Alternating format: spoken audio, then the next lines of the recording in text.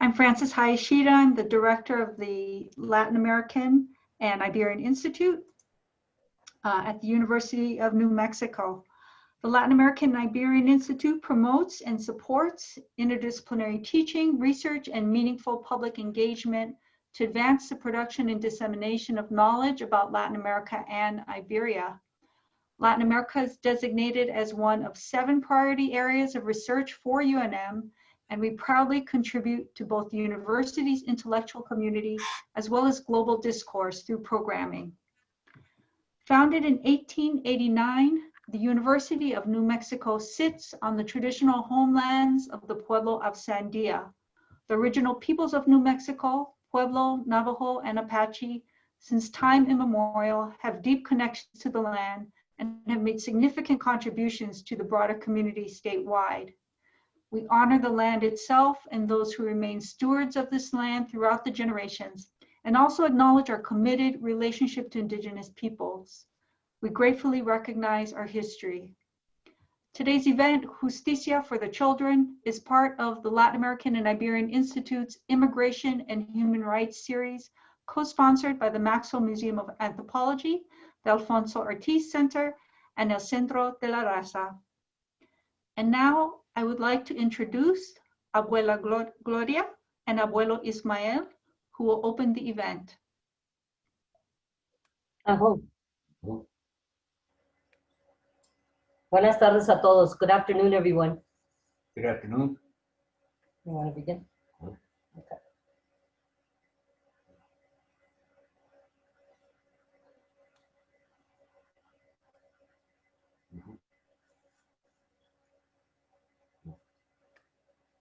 Mateo, Oh, Mateo.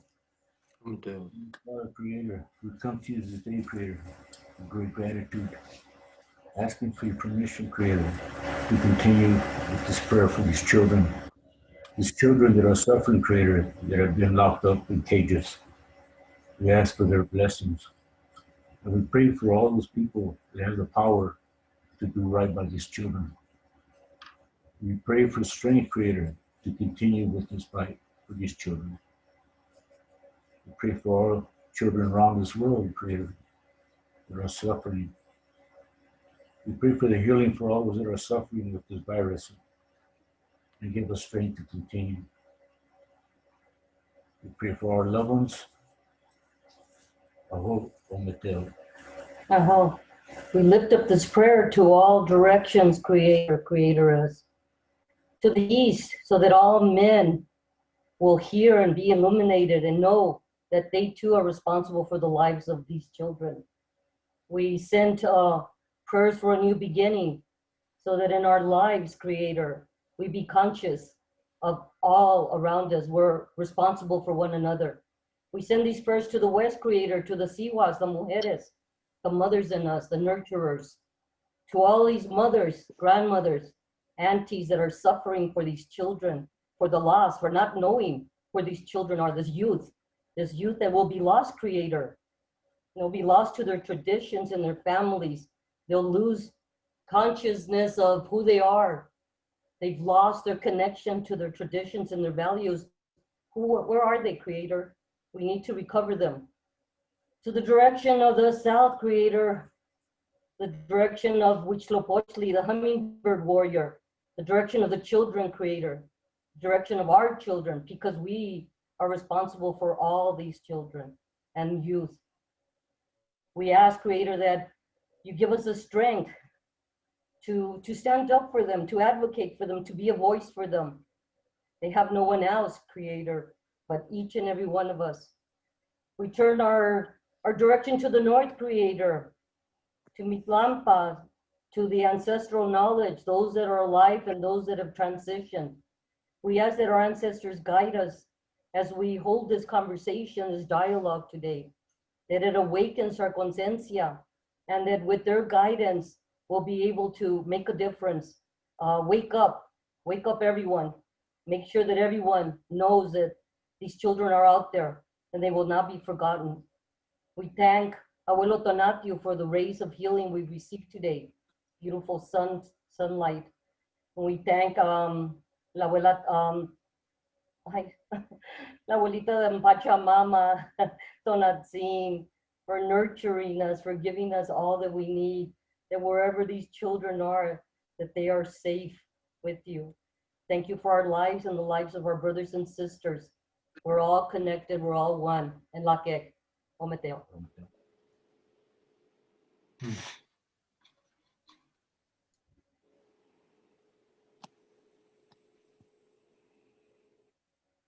Is Virgil Esquivel. I do not belong to any organization.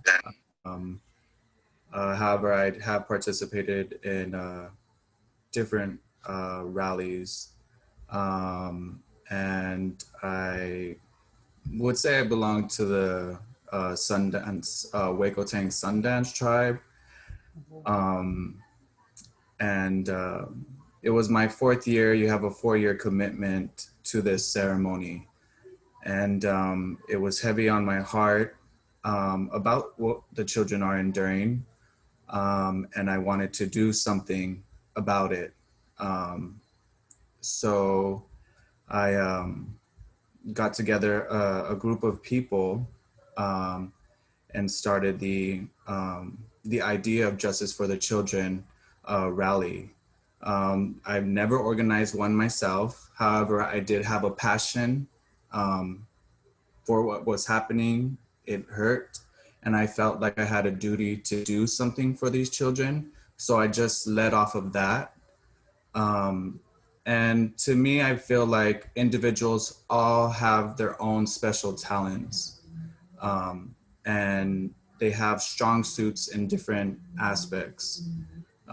So I organized a group of collective people that I know, and we got together and organized this.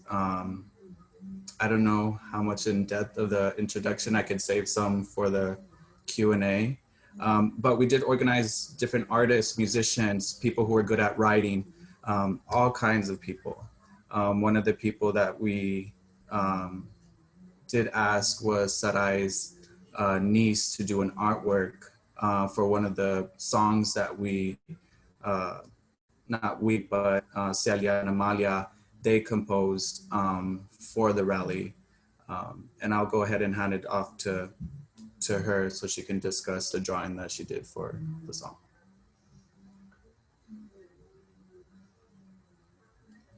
Hi, my name is Grace. Thank you for allowing me to just speak here today. My tia actually asked me to draw something that resembled the children being detained in El Paso. And at first I was like kind of confused on the topic and I didn't know much about it yet. So I did some research and I was actually like became really upset on the things I was reading and I wasn't really happy with it. So that's when I kind of got an idea of what I was going to draw and send to her.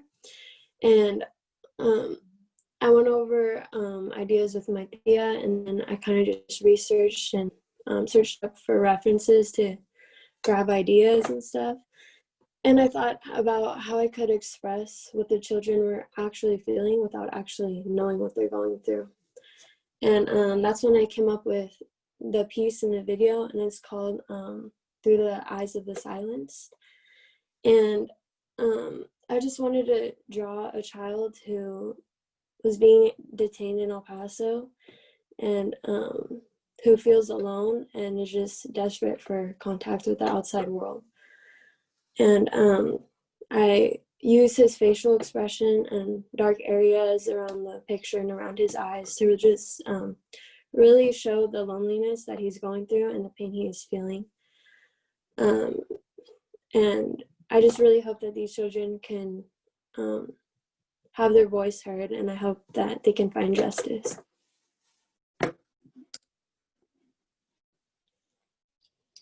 Thank you so much, Grace and Virgil. And now we'll be presenting the videos that they were created.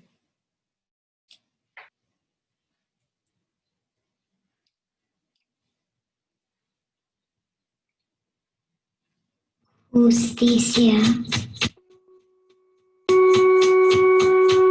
La barnizo el empedrado, la tarde se ha vuelto de oropel, los niños preguntan de quién es.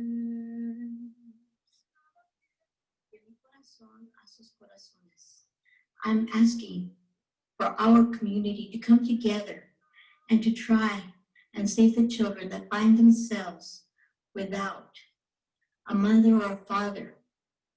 These children are a blessing from God, and we are all connected. Yo soy la abuela Yolanda Chávez Leiva y estas son mis esperanzas. Para los niños migrantes en la frontera que sean liberados, que sus infancias estén llenos de alegría de amor. Hello, my name is Gloria. I'm a former school teacher, K through 12, and a former social worker. I'm retired now, but I still have the privilege and the honor to be around children and youth as a grandmother to 6, ages 5 to 16. You know, childhood is but a brief period in time in the development of a human being. It's a time in which children should feel safe, protected, unconditionally loved, with opportunities to have positive experiences. Unfortunately, today, many children have been deprived of this type of childhood. Many children have been incarcerated. They have been detained at the borders. They have been labeled illegal as human beings. These children, they are being treated as if they have no voice, as if they have no value, as if they are invisible, as if nobody cares. Our children are the responsibility of the adults, and this includes all children. They are a path to our future. Who will speak for them? Who will fight for them? Who will look out for them? Amigos, this is Pete Duarte. And Irma Camacho. We are here today with our hearts heavy about the treatment of immigrant children at the US-Mexico border. The barbaric practice of separating children from their parents was done intentionally by the Trump administration. Mi nombre es Mundo Leiva y estamos aquí, mi hijo y yo, rezando por esos niños que están en jaulas, sin sus papás, sin su familia, sin poder jugar. My name is Ismael. I've had the privilege of working with young men from ages 9 to 17 in a boys' line. And they share the stories about how hurtful it is to be separated from their families. The pain that they carry inside is sad. And now to hear children being locked up in cages is inhumane and it's not right. They didn't have a voice. No one asked them if they wanted to come. They were just brought by a parent, an uncle, or an aunt, or someone that they didn't even know for the American dream. They didn't have a voice. Para las mamás y los papás que reconozcan que con cada paso que han hecho con sus niños es un testamento del gran amor que tienen para ellos. In Spanish, we have a term of endearment as we refer to children. We call them mis hijos, mi hija, mi hijo. Our children, my son, my daughter. It's been passed on generation to generation. I can remember my great-grandma, my grandmother, my mom, calling all the kids in the neighborhood. Ven pa' acá, mis hijos. Come here, my children. Let me talk to you. We took our responsibility seriously to ensure that children were protected, that they were free of exploitation and abuse, that their needs were met. In other cultures, adults are referenced to as uncle or auntie. And I think it's beautiful when we can all consider ourselves as part of one family, where we're all interrelated and responsible for each other's welfare. I can look in the face of my daughter and I can hold her hand. But what about the parents of thousands of children that are lost, that are not being taken care of? What are these parents feeling? How unbearable it must be. Imagine not knowing where your child is, wondering if your child's alive, if your child is suffering. Do they know we're looking for them? The most important work for all adults is to care for the children. In South Africa, the African adults greet each other by saying, "How are the children?" instead of "How are you today?" Today, we adults in the United States must ask ourselves the same thing. How are the children? It's hurtful, the pain that they have. And I pray for all these children and I demand the release of these children. These children ended up in a very frightening situation. So as a community, I ask for prayers for them. And for the people of the United States, that we open our hearts and our minds to welcome the families here. I am but one person. But one by one, we can make our voice heard. We can create a stronger voice together. It has to be known that we are the kind of human beings that will not stay quiet when it comes to the welfare of our children. If we all have a voice, why not use it, but together? Let's make our voice heard. Quisiera mandar un mensaje para todo el mundo, para que se haga justicia para esos hijos que están en estas aulas. Immigrant children are not all right. They are suffering because they have been treated badly and separated from their families. Even after the court required that the Trump administration end the practice of separating children from their parents, at least 1,800 children have not been reunited with their families. In the Yoruba village, there's a proverb that's been made very famous. It takes a village to raise a child. We are those villagers today. Whether it's a village or a barrio or any other type of family system, we must be the adults that advocate for children, that empower children, that accept them unconditionally. We must be those adults that write letters to Congress, that attend, protest, and rallies, that demand that children be returned home, that must ensure that all children are safe. Where are all these children that are unaccounted for? There's no excuse. Pete and I implore you not to let this issue die. We must keep pressuring our elected officials, and we must vote in the November elections. Our children need you and me and all of us to care. Thank you so much.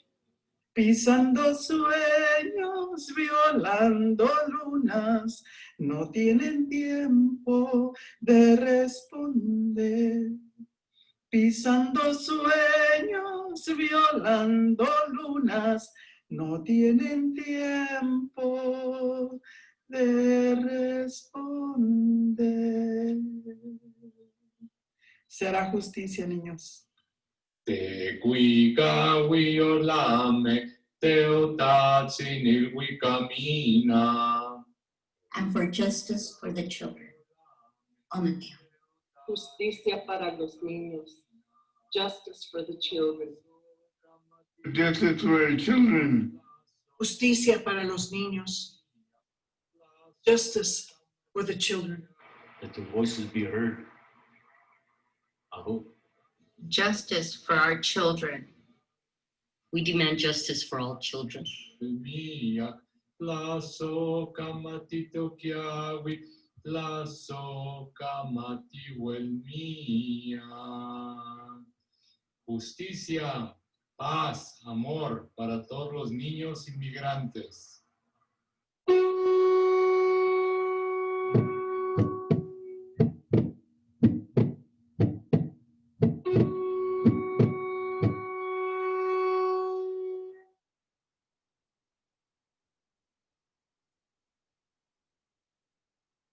Justicia.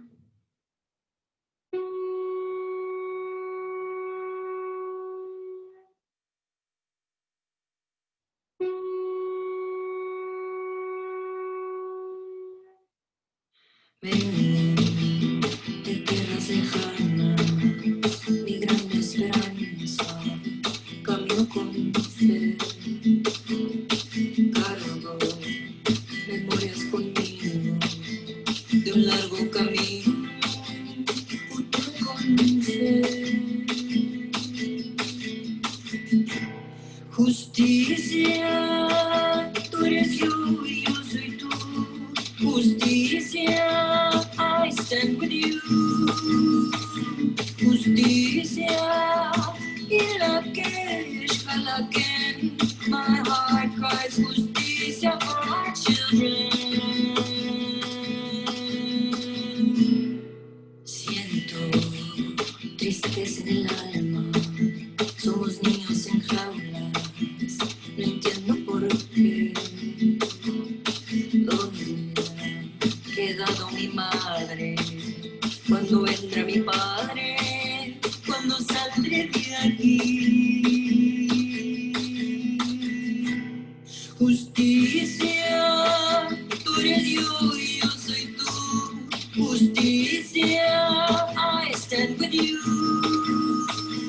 Justicia, ilakesh halaken. My heart cries justicia for our children.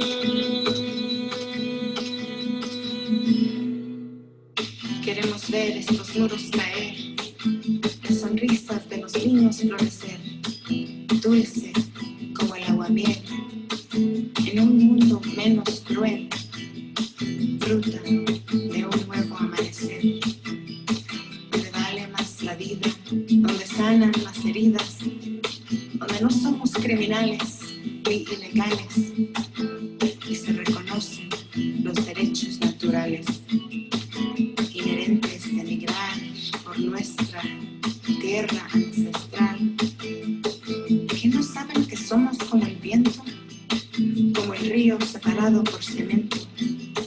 Intentan, pero no pueden parar el movimiento. Nos impulsa el aliento de nuestros ancestros. Lo haremos lejos, legados de guerreros. Vivimos profecía en busca de justicia. Y mientras cada día hay malas noticias, luchamos por la vida contra cada injusticia, que con el amor revoluciones se inician.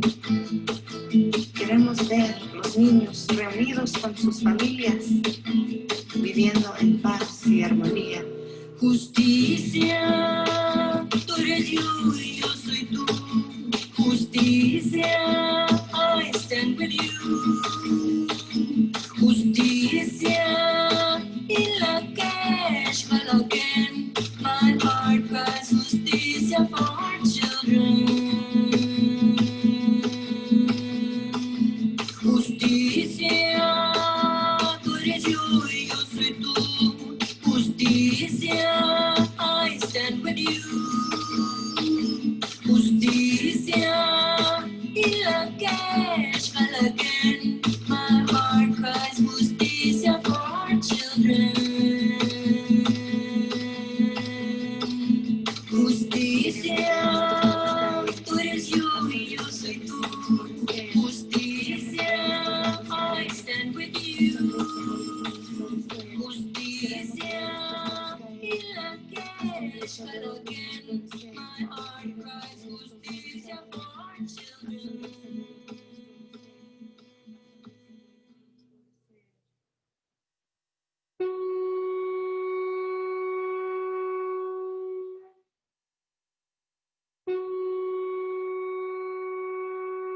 Justicia.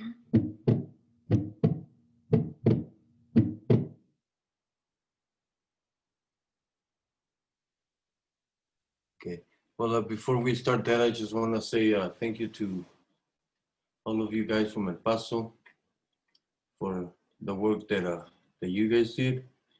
I think it's really hard to understand the suffering and the despair that those kids might be feeling being in cages. No, it's really something not only to think about, but something to ponder on, right? All these lives that have been traumatized. And so, but there it goes with a lot of other issues that I'm sure that those families have been suffering apart from the all the issues that they confronted in the border, no? The violence back in their homes. You know, there was a note that I read at some point about the drought in Central America. That was also causing a lot of people to migrate, no? And so I think that, you know, I look at this and I look at what are the things that we can do for these kids, but also what are the things that we should be doing, because it is almost my understanding that, you know, if I'm checked, we're probably all going to have to at some point well, not migrate, but, you know, the same issues that some of these impoverished communities are suffering from in terms of drought will catch up with us, no? So there's so anyway, I wanted to say thank you to all of you guys for El Colectivo de El Paso for doing this. And so I myself have a few questions, but I also, if there is anybody else who might have questions, please feel free to jump in. But I would like to start with one. I mean, I don't, you know, I know Saray, and through Saray I met now some of you guys. How do you guys came to work to put this together? I mean, are you a close community right now? Do you guys participate and are always active, or what glued you together? What glued you guys together to make this happen? I guess that would be my first question. Thank you for your question. And again, thank you for having us all here. I humbly thank you. So it really just happened with the passion of wanting to do something. I don't like to take credit for this at all because it was a collective effort. So for me, it's like everyone knows somebody that knows somebody, and everyone has their own strengths. So I knew friends that have organized rallies, and I reached out to them and asked them, you know, how should I go about this? They gave me some ideas. I know some friends that are artists, so we had some artists do artwork for the flyer. I had, you know, Amalia and Celia, they're musicians. So what I did is I just got all of that talent, all of that creativity, and put them all into a group, and we all just brainstormed collectively of what ideas that we had. And we also, so we didn't want to reinvent the wheel. We know that there's organizations that are already out there in the forefront already doing this work. So what we wanted to do is we wanted to highlight them and have individuals get exposed to the work that they do. And so they can discuss their efforts. So that's why we reached out to organizations like Las Americas, Border Network for Human Rights, Cosecha. And because of the pandemic, there was only the Border Network for Human Rights was able to speak at the actual rally. But others were on board, shared the flyer, things of that nature. So that was just my biggest thing is just dividing the duties. Everyone was like, I'll go ahead and write the press release, you know, I'll go ahead and reach out to my friend and see if we can get resources for water. Also, a little challenge that we had to deal with is because it was happening during the pandemic, we wanted to make people feel comfortable. So we not only did, you know, an actual demonstration of walking in the rally, but we also did it where people can feel comfortable and participate in their cars as well. And another thing is that this rally was not funded at all. So how we did it there is, you know, we asked, hey, does anyone have a generator? So Chief, we know that Chief has a generator, and we asked him, you know, if he can provide that for us, which he did. Some individuals had a PA system. We were going to do it with a permit, but they weren't giving out permits. But, you know, we went on ahead and they said, you know, you have every right to, you know, speak on these issues. You won't get in trouble. So we just, you know, did it with instinct. So yeah, it was just really just collectively bringing all these people that are passionate about the same thing. I think what's important about this issue is that it's something that we can all relate to. We've all been a child at one point in our life, and we know how important it is to have that healthy childhood, you know? And so I just collectively brought those people together, and we pushed forward, we organized. We only had a month to organize this, but we were really passionate about it, and we succeeded in doing that.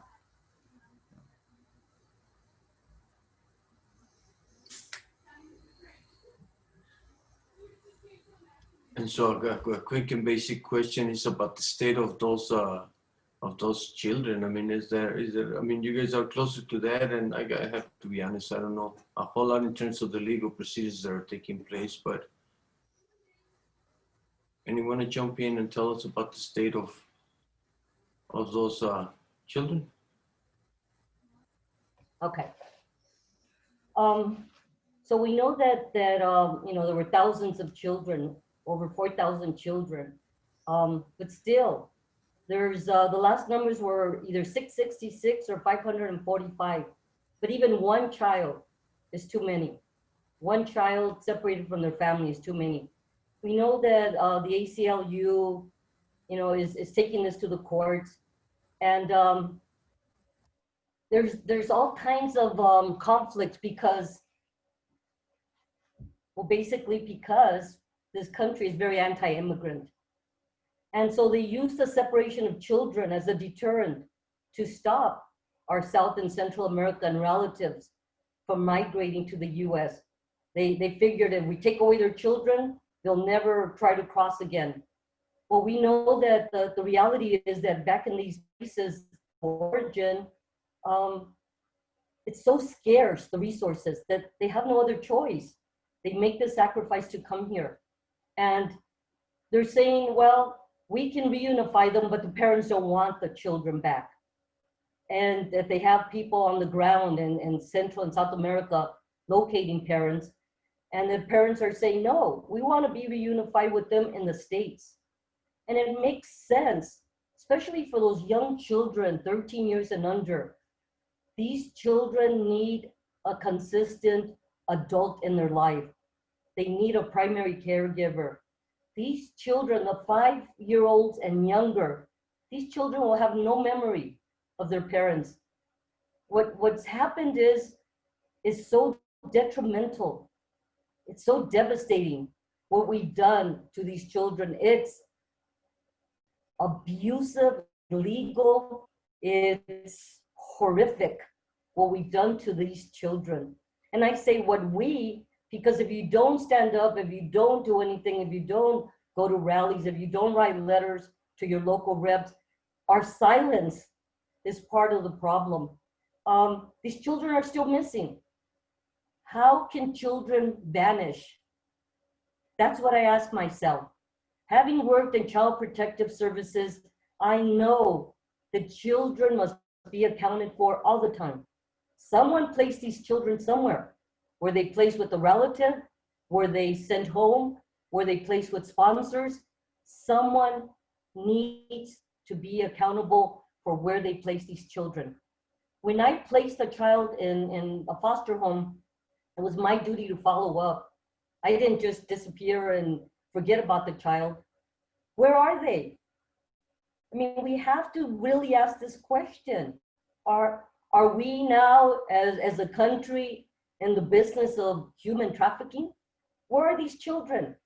Who's providing for them? If you're a sponsor, you must have either applied for resources or some kind of support. These children are either in school, they've seen a doctor. There has to be a record of where these children are. It's not acceptable to say, oh, wow, 545 children can't be accounted for. It's ludicrous and it's not acceptable, and we should not accept, oh, well, it was a deterrent. Oh, the parents don't want them.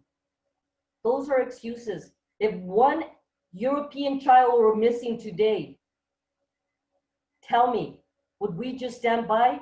This government would not allow children of European ancestry to be from the arms of their parents and come up with excuses. And I'm sorry, but that's the fact. But because these children are children of dark skin, they have no value. It's like history repeats itself. We took away children and put them in boarding schools, our native children. I know, because my Hopi cousin was part of that. And we're doing it again. We continue to do the same thing over and over again. And it has to stop. Someone needs to tell us where these children are. I hope.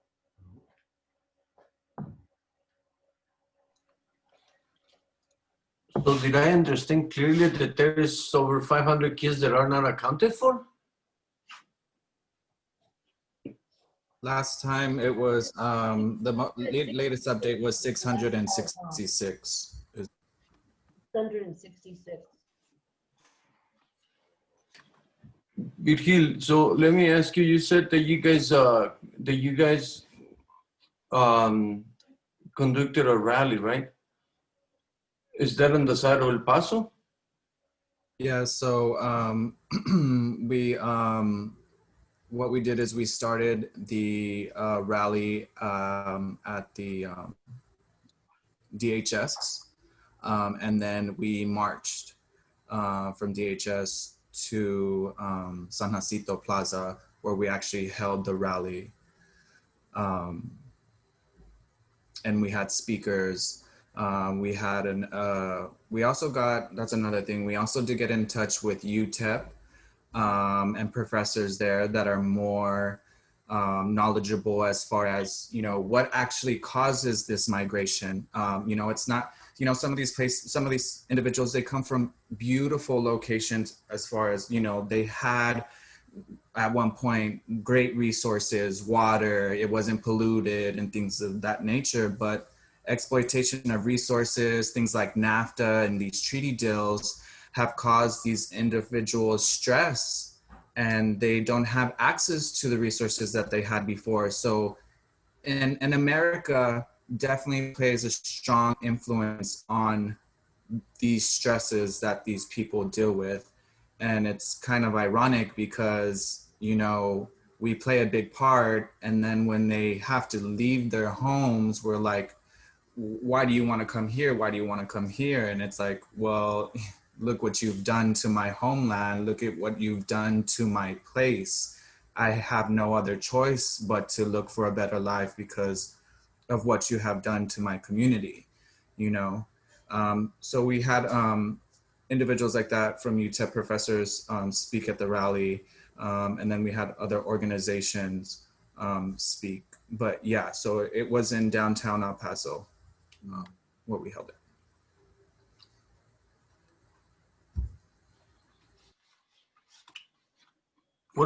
What about the government? Any news on, is the Central American governments in any way extending their support to their own citizens? As far as we know, what's crazy is that, and what's actually very disheartening is that these families are actually being separated, not just here, but so some might actually be detained here, and they might actually deport the children back to, you know, Central America. And sometimes the parents don't even know where they're at. But as far as, I know that there's some like foster care kind of things happening in Central America. But yeah, it's pretty scary what's going on. It's very disheartening. One thing that I did want to add, so after the rally, what we did is we started a challenge. So social media is definitely a big thing, especially right now in the pandemic. People aren't getting together and actually organizing in person, rightfully so. So we actually started a challenge on social media so that we can help these organizations' efforts. So what we were actually having individuals do, and anyone who is here on this Zoom meeting, you know, again, everyone knows somebody that knows somebody. We're having individuals, if you can post a picture of you looking at yourself as a child, you know, that sends a really huge statement, just reflecting on your childhood. And if you can tag your friends or families on that post, and if you can actually post another picture of a receipt of an organization that is working in the forefront, just showing that you've helped, you know. And these kind of challenges on social media, they kind of gain traction, and it's actually educational to other people of what is going on. And, you know, the more, you know, that person tags those people, the other people tag more, you know, 10 more people, 15 more people, and it just spreads like wildfire. We actually started an Instagram page called Justice for the Children on Instagram. The last post on that Instagram page shares all the details of how to do the Justice for the Children challenge. So that's one way that we're kind of pushing to help donate money to, you know, organizations like Families Belong Together, Las Americas, Border for Network Human Rights, and Cosecha. And of course, there's many, many more. So yeah. May I add something, Virgil? Sure. So your question, Jorge, what are the governments doing? It's up to us to make the governments do anything. In Ciudad Juárez, we had hundreds and hundreds during the winter of families sleeping under plastic tarps right here on the border. They had children with them. They were sleeping wherever they could in the winter, and it gets cold here. The government of Ciudad Juárez, the Mexican government tried to open up shelters, but they said they didn't have enough because these were hundreds of immigrants. They were waiting for amnesty, waiting for asylum, excuse me, so that they could cross over. In the meantime, they're cooking in the streets, they're sleeping, they're trying to find a place to shower. There were so many children. We couldn't wait for the government to try to do anything. So a group of people from El Paso went from home to home and collected coats, blankets, food, and we transported them over there. The families were so grateful. It was cold, it was winter. These children were in shorts, they didn't have shoes. So what I'm saying, my point is, sometimes you have to begin with you, just like Virgil did. What can I do? What can I as one person do? I can't wait on the governments. You know, I've been to Honduras. I've had the opportunity to work in Honduras. I've made 2 trips. And in the villages where I've had a chance to work, there's nothing. There is nothing available. Families work in the melon industry, the cantaloupe industry, owned by Jewish people. They work 10 hours a day, 6 days a week for $10 a week. Those are the challenges they're facing. And you ask yourself, well, why are they coming here? They want to take our resources. We, like Virgil said, created a place that was unacceptable for living conditions. The children, they can't go to school because they spend most of their time going to the well. I know because they showed me. It was hard drawing water from the well just to have clean water. As I stayed there for 2 weeks, Children had nothing to eat but the eggs the chickens laid, a little bit of tortilla de maíz and some frijoles. That was it, 1 meal a day. And I asked the parents I work with. Many of them told me we were deported. We don't leave because we don't like our country. Our country, our government is not doing anything for us. We have no choice. We can watch our children starve. We can watch the gangs take them. We can watch our young girls go into prostitution and our young boys, but we can't afford anything. They have no furniture. They live in huts. And you ask yourself, how can we turn a blind eye to all this? We created this situation. So many civil wars. We did it. And now we complain because they need help.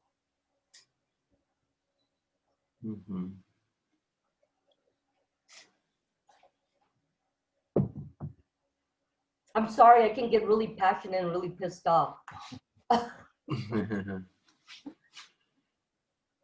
now, a lot of these youth, there's many organizations here, Southwest Keys, many organizations that are taking the young ones, the unaccompanied minors. These children are sick. What happens to them when they turn 18 or you can't find a sponsor for them? You ask yourself, what can I do? These young teens, pre-adolescents, as young as 4 years old, they need placement with a healthy family until they can be reunited. They don't have to be institutionalized.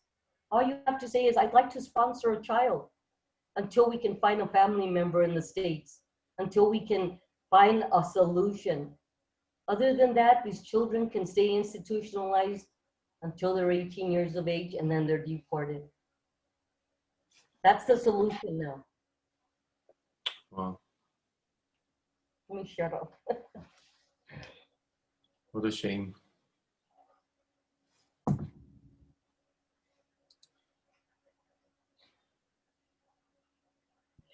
Can you explain more about sponsoring a child? There are many shelters all over. They're everywhere. They're in Denver, they're in California, they're in most of the states right now have shelters. And the reason these shelters came about was because children were being detained at the border, unaccompanied minors, and they were being put in jails and prisons with hardcore convicts. And so a lawsuit was brought.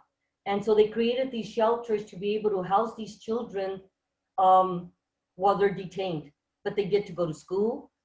They have medical services. They have all kinds of tutoring to get them ready to acclimate to this country. But they're there only until a sponsor family or a blood family can take them. They're everywhere. You just have to type in southwestkeys.com. That's just one. Some are faith-based organizations that are opening up these shelters. And believe it or not, it doesn't even cost you anything because they will pay you to feed these children in your home. All you need is a place for them to sleep and adult supervision. And they're as little as 4 years of age.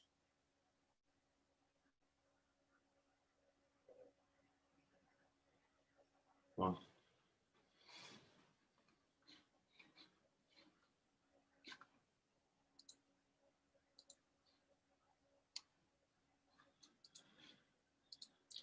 I had a few other questions, but I think thank you, Ismael and Gloria, for answering and rectifying that.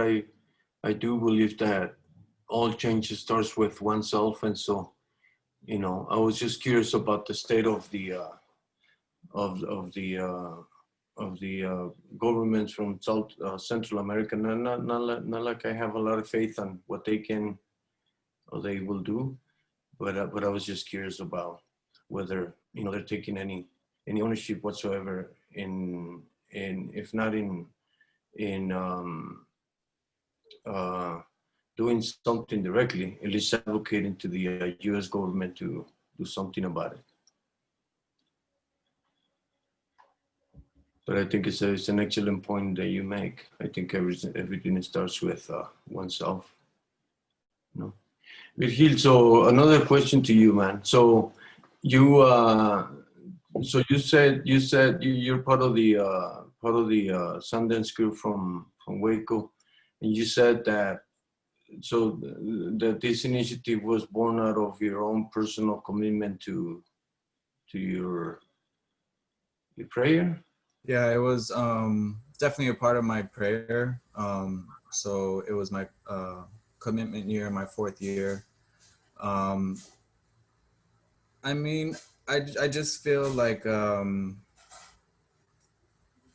we've become very desensitized as a community, and there's like a lot of issues that are going on, and we're very distracted by unnecessary things, especially people of my generation and younger. We're very distracted by things on social media. There's this whole culture of being more selfish, which is not the same as self-love. You should always have self-love, but there's a difference between where you just become selfish and you're not concerned about people that you don't even know. I feel like ceremonies like Sundance breaks you out of that ego, which really that's what it is that ego, and it destroys that ego, and it makes you more compassionate for your brothers and sisters, for the world, for the four-legged ones, the flying ones, all creatures. It just opens you up to having more compassion towards everything. And it's just was heavy on my heart about the children. I just can't imagine being stripped away from my mom, or my family. They're a huge influence. And I just felt like I had to do something. I couldn't just stand around, and it's something you can't ignore. It's tragic what's happening. So yeah, my prayer was definitely what pushed and ignited this fire. Actually, I was so spiritually energized that I wanted to take this rally globally. I just wanted it to, I was just, such on a high that I wanted to expand it, which, I may have taken too much on my plate, but I definitely did try. That's something that you need several months to accomplish, so we kind of just went on ahead and just focused on the local community. But yeah.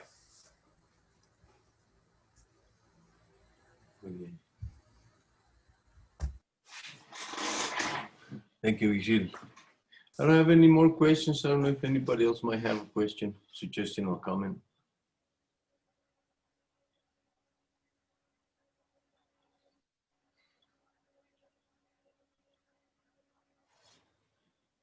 I do.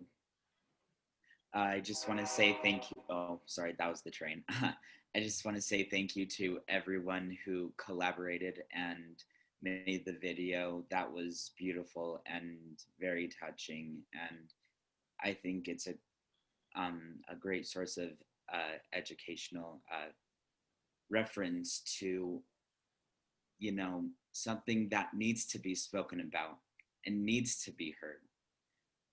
Now, there's this hashtag on Facebook called Save the Children, and Facebook took it down during the election time.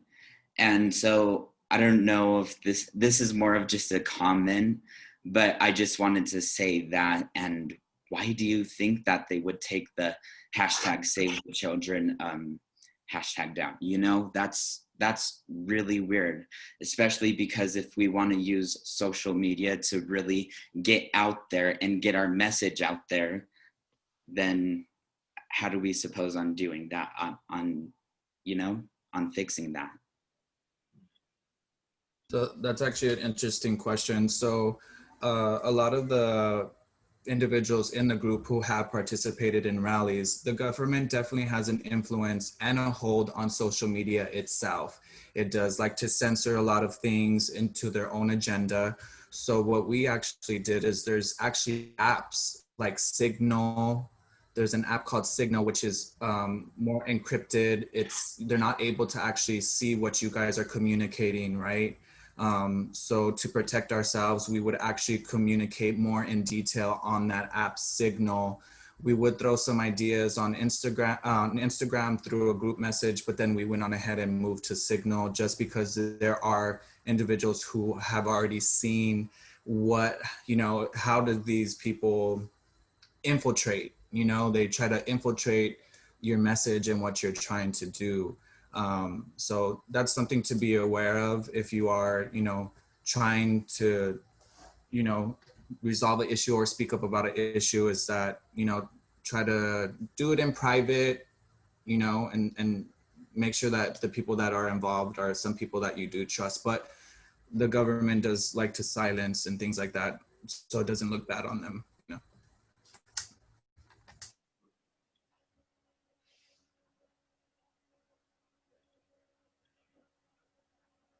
So I actually had a question as well, and I just wanted to say thank you to all of you for putting this together, for collaborating. It's absolutely amazing, especially that you were able to do this in the short amount of time that you did.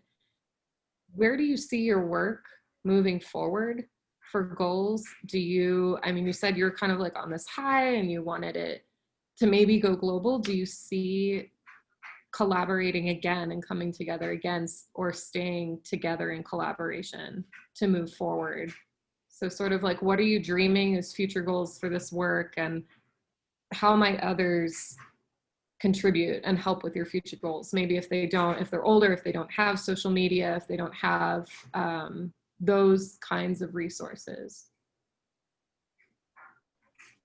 We definitely wanted to do more rallies, and to be honest, I actually go to school in Hawaii, so I was actually leaving to go to Hawaii, so I actually left El Paso and started school over there full time, and I'm actually back on the mainland now because of other reasons, but we definitely do want to continue to do more rallies, and we do want to highlight more of the organizations that are already doing the work, because they're more experienced. Again, I'm not well versed as far as the legalities and things of that nature. So we just really want to push their efforts and things like that. I actually want to get some of the organizers and start doing lives with them, the organizations, on Instagram. As far as not social media, we can definitely provide emails and start like so where we can communicate in that way. However, we really are focused just on social media right now, just because of the pandemic. We can't really meet in person. But yeah, we definitely want to do more future rallies and help these organizations expand and get the funding that they need to help with lawyers and things like that for these people to get reunited with their children and their parents.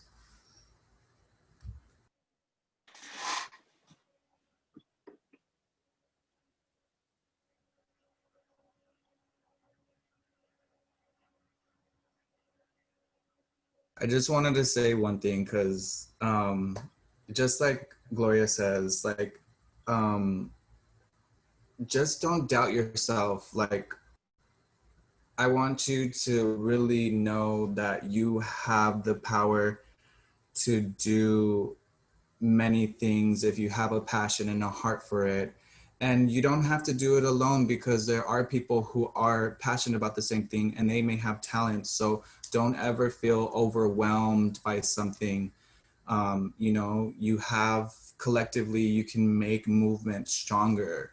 I think that that's definitely the drive and the point here that should be made, is like, you have it within you, you just have to tap into that power.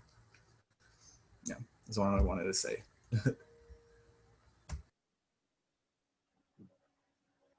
I'd like to say well,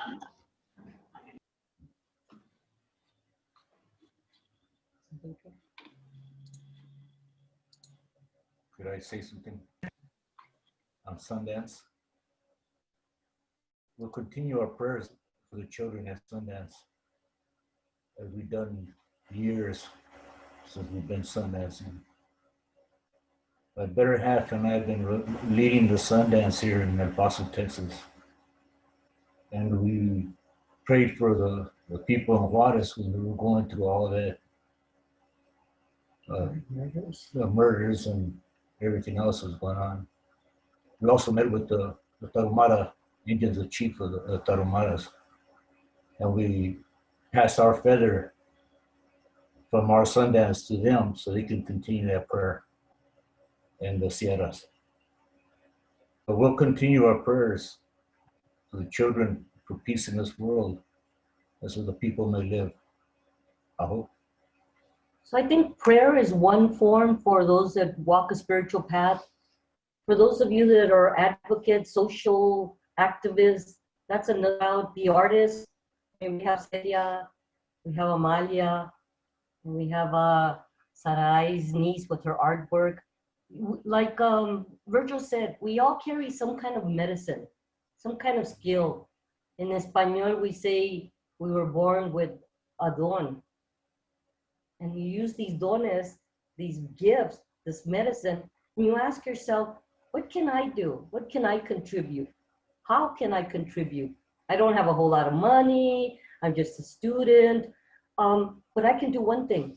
When Virgil approached us during Sundance, it was the last day we had come out of the medicine wheel. And we're in the kitchen and Virgil says, I'm gonna have a rally for the children because look at how many kids are still missing. My first thought was, this guy's crazy. He has to get to school. How's he gonna organize something in a month?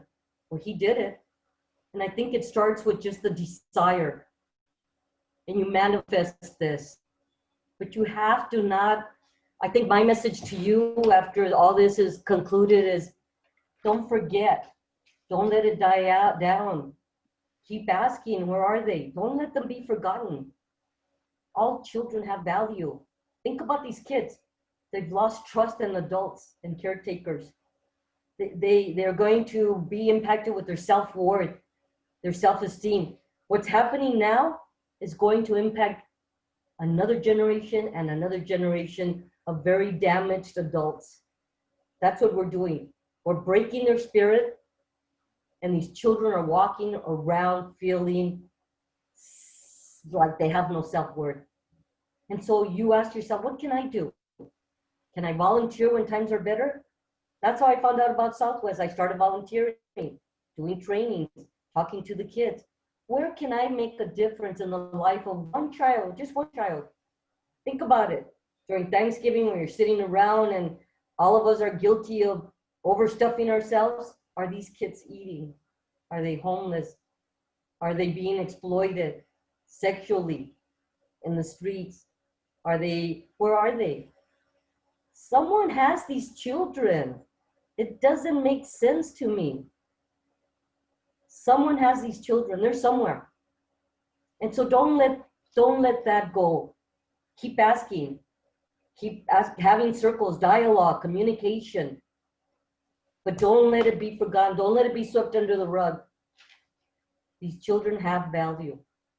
And to my European brothers and sisters, all children have value. Whether you're from the Black continent of the West, Asians from the East, European from the North, or our native children from the South. That's why we come together at Sundance to pray for all directions so that all people may live. Not just those that are legal, not just those that are documented. We pray for all humanity. And so prayer is powerful, but taking action has to go hand in hand. I hope. No.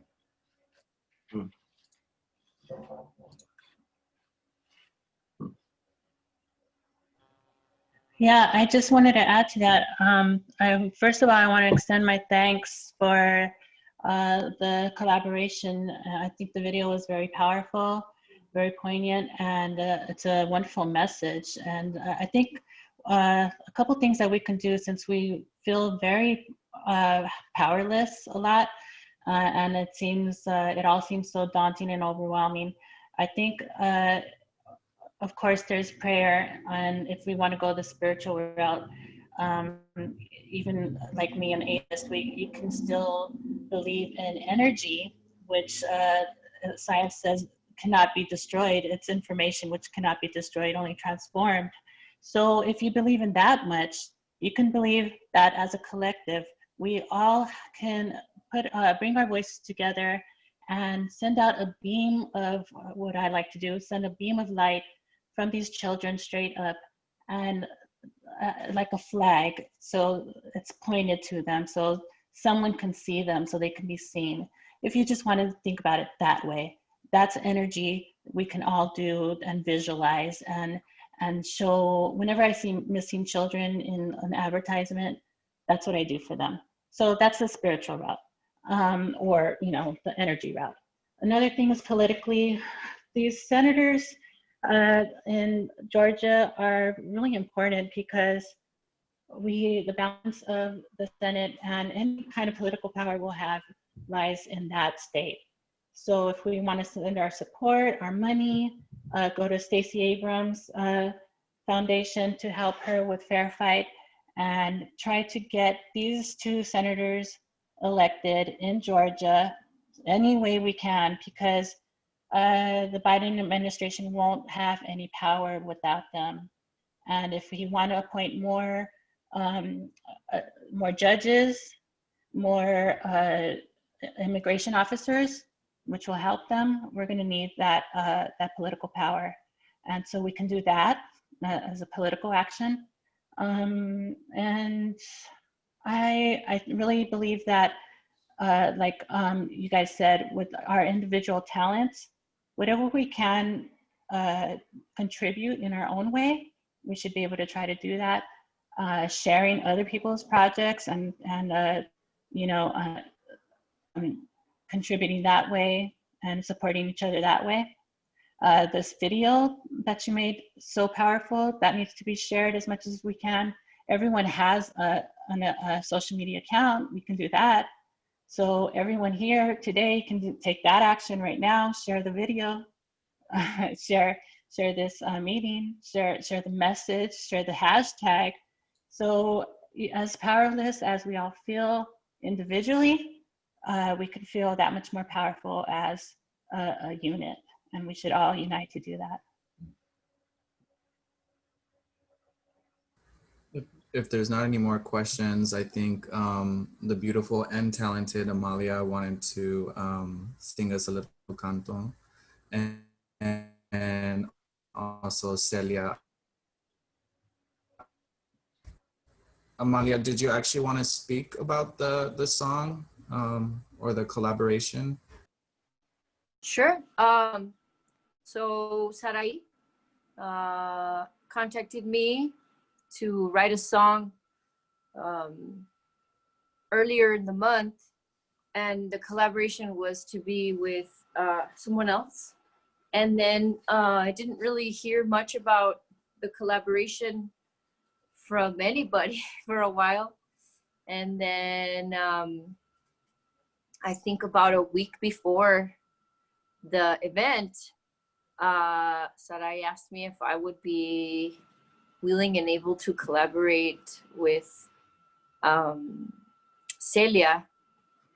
And I was like, yeah, let's do it. Let's figure it out. So, it was really hard for me. It was one of the more difficult songs for me because it's such a difficult subject. And how do you approach it? How do you approach such a dark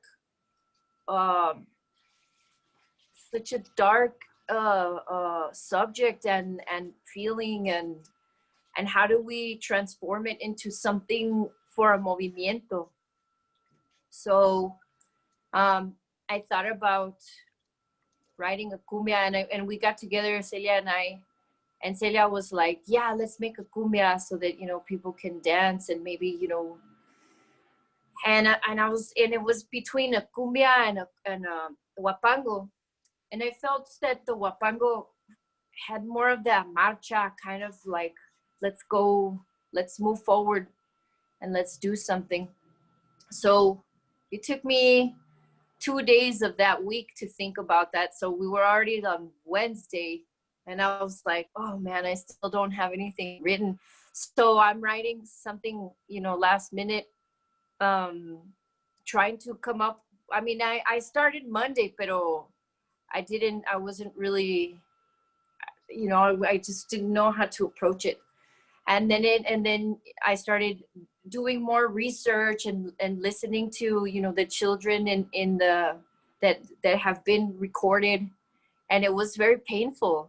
And I thought, you know, how do I make this so that you feel the urgency, but you also feel the importance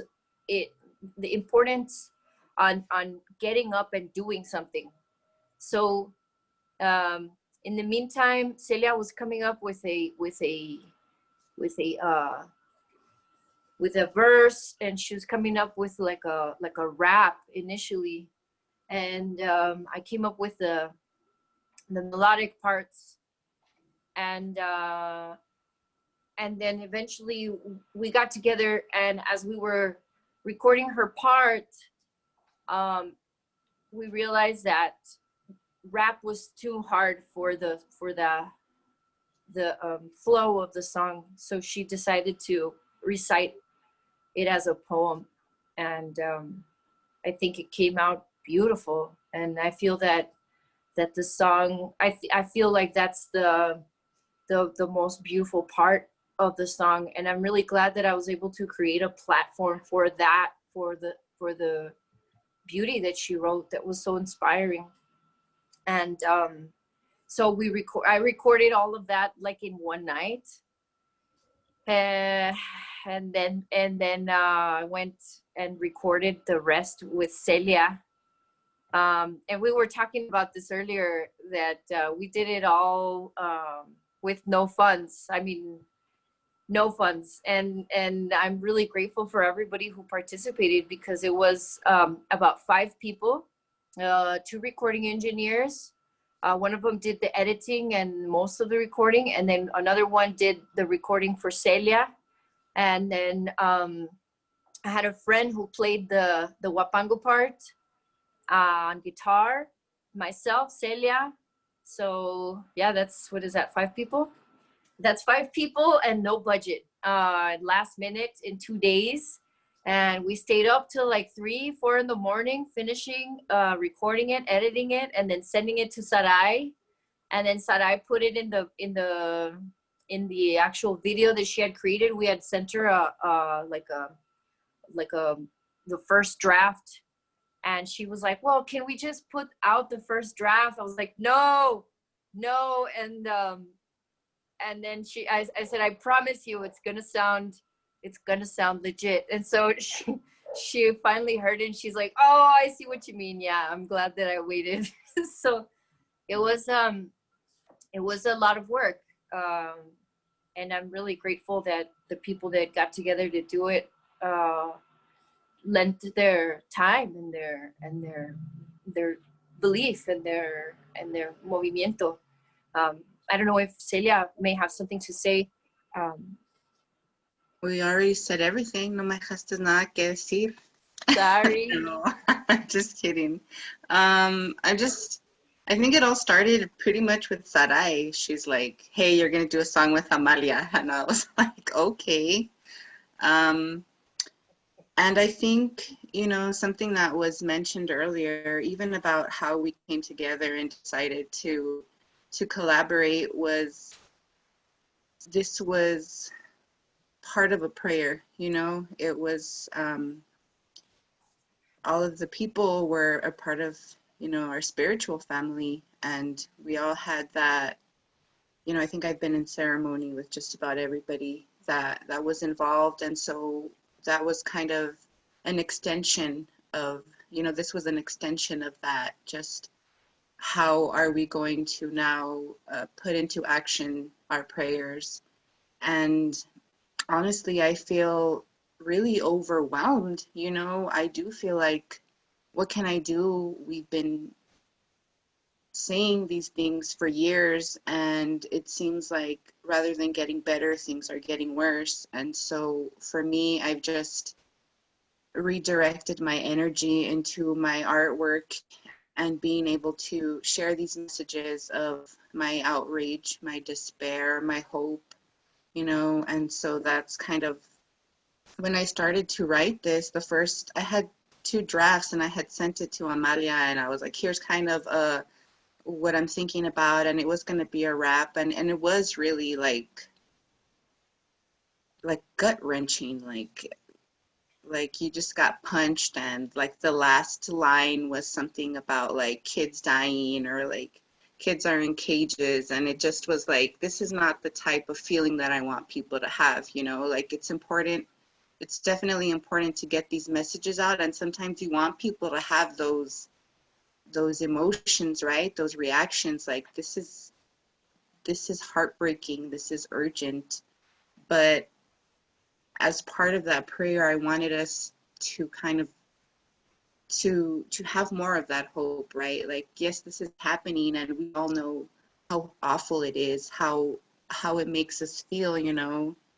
I was really emotional throughout this whole encounter, just now watching the videos and thinking of these families and these children, you know, and how do we change that into not, this is what we're seeing, but what are we going to do? Like, how can we shift the narrative to what we want the world to be?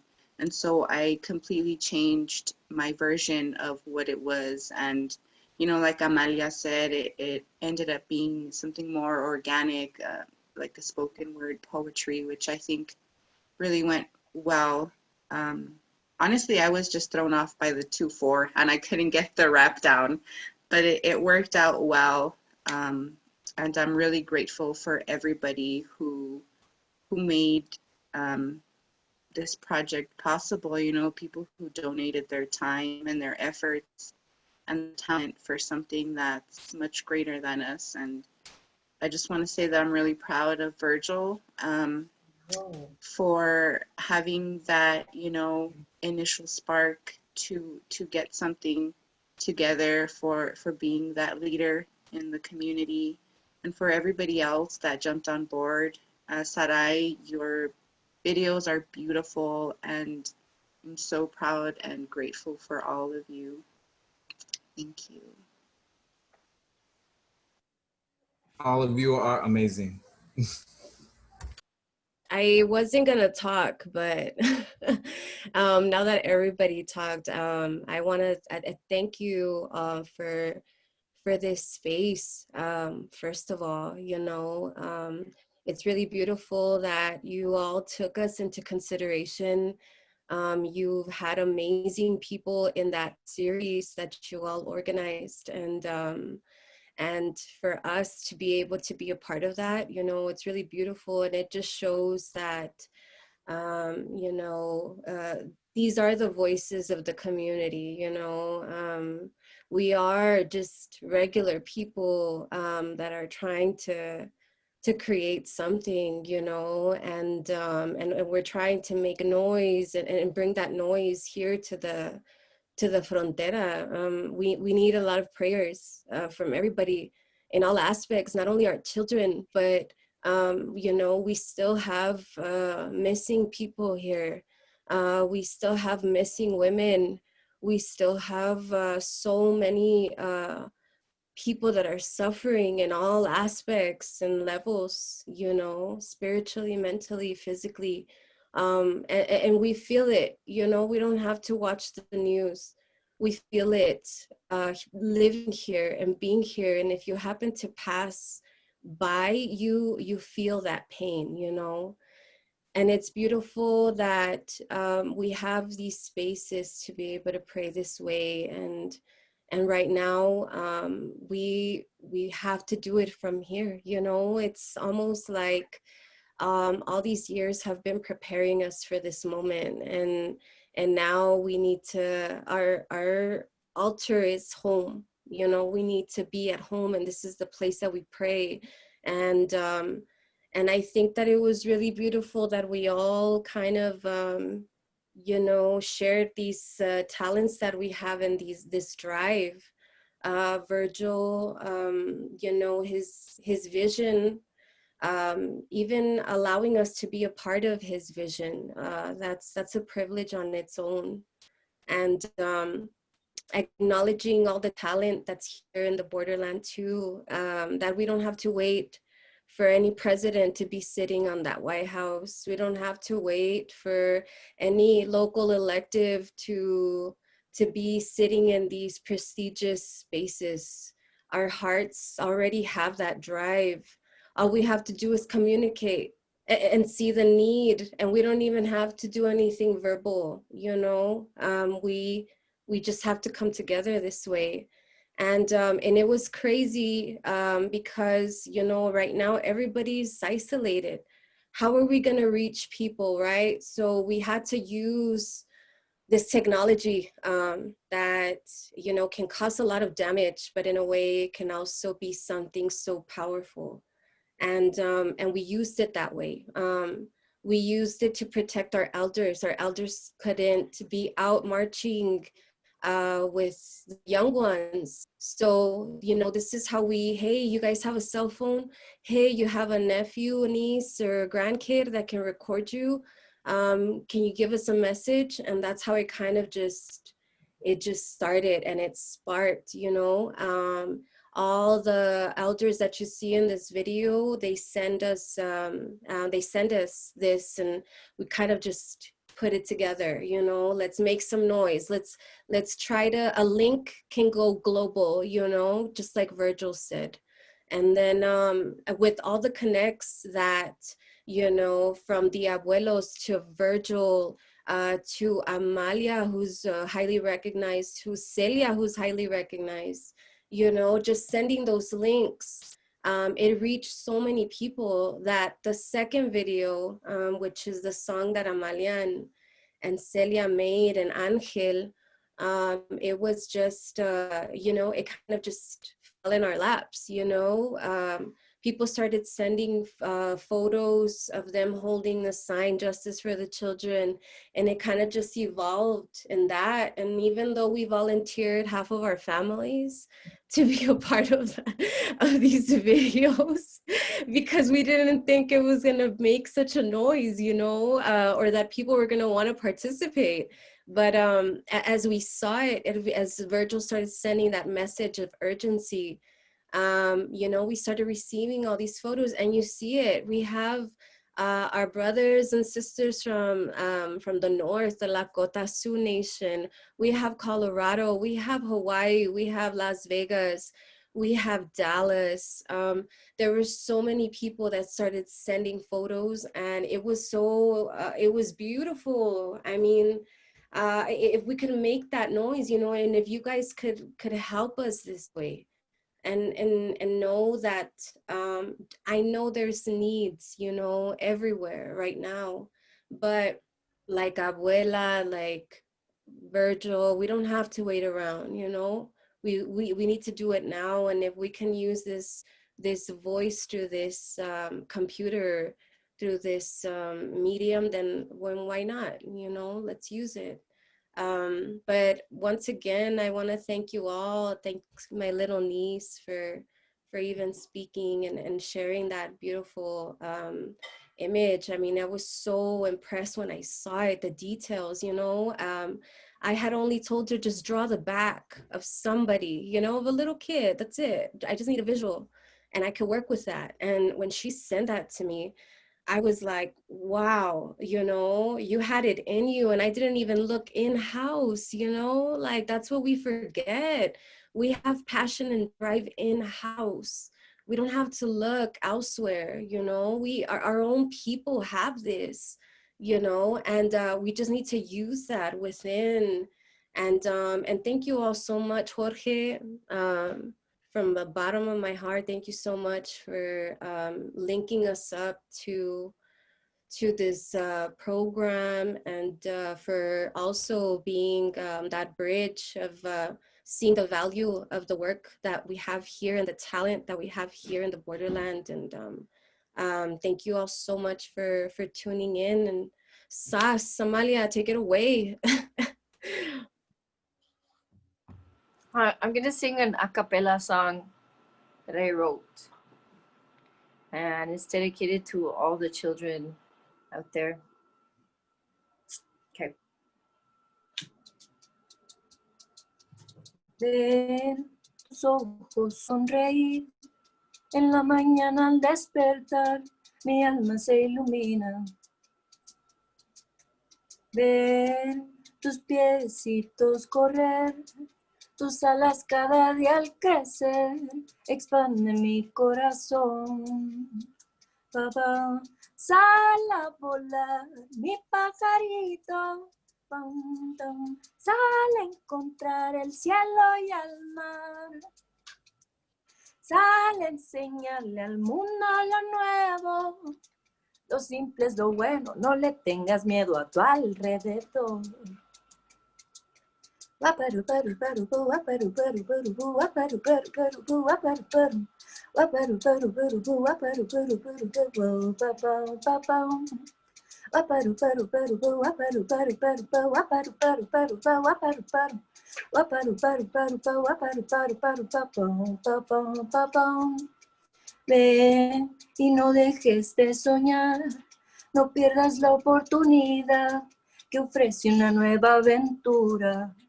Hoy ven, transmite tu curiosidad, no dejes que esa luz interna la opaque ni una adversidad. Papá, sal a volar, mi pajarito. Pum, pum, sal a encontrar el cielo y al mar. Sal a enseñarle al mundo lo nuevo. Lo simple es lo bueno, no le tengas miedo a tu alrededor. No olvides que todo tiene su modo. Respira y analiza con profundidad. Recuerda que la vida es pasajera. Cuando cierra una puerta, se abren otras. Sal a volar, mi pajarito. Sal a encontrar el cielo y el mar. Sal a enseñarle al mundo lo nuevo. Lo simple es lo bueno, no le tengas miedo a tu alrededor. Lo simple es lo bueno, no le tengas miedo a tu alrededor. Lo simple es lo bueno y enseña lo nuevo a tu alrededor. Pam, pam. Bravo. Thank you. Beautiful. Beautiful. Thank you. Thank you for taking out your time of your day to be here. Thank you.